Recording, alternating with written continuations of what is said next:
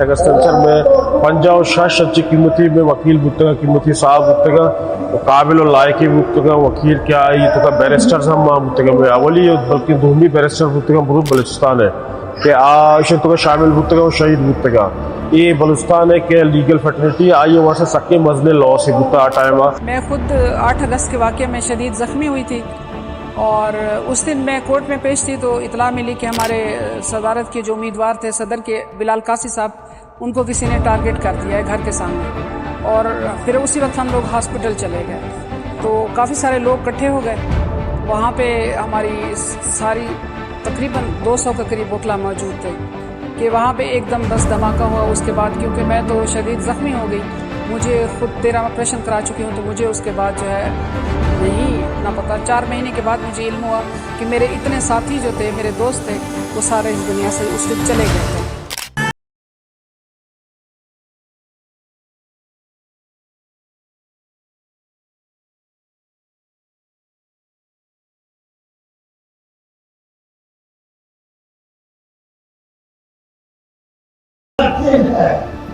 हमारे 57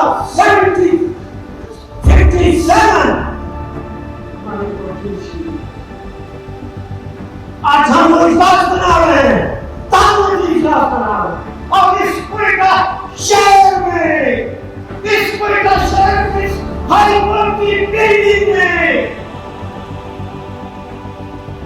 काम कर रहे हैं। अदालत बैठ के काम कर रहे हैं। खुदा की कसम खुदा की कसम तो बहुत बड़ा बुजुर्ग बात है उसकी कसम खुदावंद ने बुजुर्ग बर्तन की कसम आज मैं कोई बड़ा वजीरात में कोई मामूली की वजीरात होगा इस वक्त में रातें उठाते उनके सामने। अब आज इस वाक़े को और सानिया को 8 साल हो रहे हैं। मेरा रियासत से एक सवाल है कि इसका ज़िम्मेदार कौन था, हमारा कसूर क्या था, इसके मुहर्रिकात क्या थे। आज तक रियासत ना कोई अदालत ना कोई अदारा हमें इस सवाल का जवाब दे सका है और मैं अभी तक उस सवाल का जवाब ढूंढ रही हूँ। वकला इस जो दहशतगर्दी है बलूचिस्तान में उसकी जितनी ज़्यादा वो शिकार हुए हैं इस सानिया से अलावा टारगेट किलिंग में वो कहीं पर उनके लिए कोई आवाज़ नहीं उठाई गई, कहीं पर उनके लिए कोई इस तरह का वो नहीं बनाया गया कि आम एक सिविल बंदा जो टारगेट हो रहा है जिसका कोई कसूर नहीं है उसको किस तरह से तहफ़्फ़ुज़ फराहम किया जाए। वो वाक़यात अभी भी उसी तरह से जारी सारी है। बलूचिस्तान में कितने घर इसी तरह से कितने ख़ानदान बर्बाद हो गए हैं। मैंने खुद 2008 में मेरे फादर टारगेट किलिंग में शहीद हुए, 2013 में मेरा भाई टारगेट किलिंग में शहीद हुआ। तो मुझे बताएं अगर हम खुद ही अपने लिए इंसाफ नहीं ले सकते तो किसी और के लिए हम इंसाफ की क्या बात करें। ज़िंदगी भर नहीं, वो तो चीज़ें हम भूल ही नहीं सकते, वो तो ज़िंदगी भर क्या हर लम्हे याद रहती हैं क्योंकि मैं खुद इफेक्टिव हूँ। मेरे साथ ना मैं ज़्यादा चल फिर सकती हूँ, मूवमेंट नहीं कर सकती, मेरे लिए सेहत एक मसला बन गई है।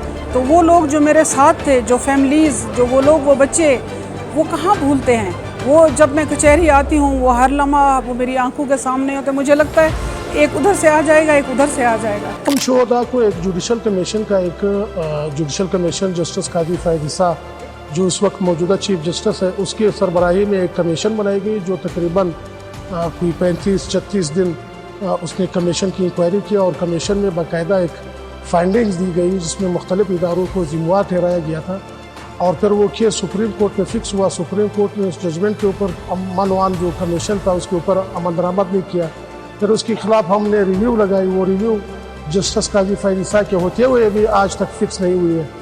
तो इंसाफ आज तक उन शहीदों को नहीं मिला है और उसमें हमारा ये गिला भी है कि उस कमीशन की रिपोर्ट के ऊपर अमल दरामद कराया जाए और वो जो रिव्यू है वो फ़िक्स किया जाए ताकि उसके ऊपर जो फाइंडिंग है उसके ऊपर अमल दरामद हो सके। जहां इंसाफ लेने के लिए लोग जाते हैं आजकल वो खुद इंसाफ के लिए चीख रहे हैं। एक दूसरे के फैसले नहीं माने जा रहे हैं। आप मेरा फैसला ना माने, मैं आपका फैसला नहीं मानता। बोरान पे बोरान खड़े किए जा रहे हैं। خدا کو مانیں, آپ نے اللہ کو جان دینی ہے. جتنے بھی ادارے ہیں, ایک چیز میں گوش گزار کرنا چاہوں کہ ہمارے جتنے بھی سٹیک ہولڈرز ہیں, جتنے بھی ادارے ہیں, آپ کے ہر عمل, آپ کا ہر عمل جو ہے اس کا ریئیکشن ہمیں سہنا پڑتا ہے. آپ کے ہر عمل کے اثرات ہم پہ پڑتے ہیں. لہٰذا نہ ہم چھپ بیٹھ سکتے ہیں, نہ ہم اپنے بچوں کا مستقبل تباہ کر سکتے ہیں. عدالت کو آپ نے تماشا بنا دیا, پارلیمنٹ کو آپ نے تماشا بنا دیا, سیاست کو آپ نے تماشا بنا دیا. یہ کرنا کیا چاہتے ہو, اس ملک کو کس طرف لے جانا چاہتے ہو, ہمیں بھی بتا دو, ہم بھی اپنے لیے سربندی کر لیں اور اس ڈگر پہ نکل پڑے.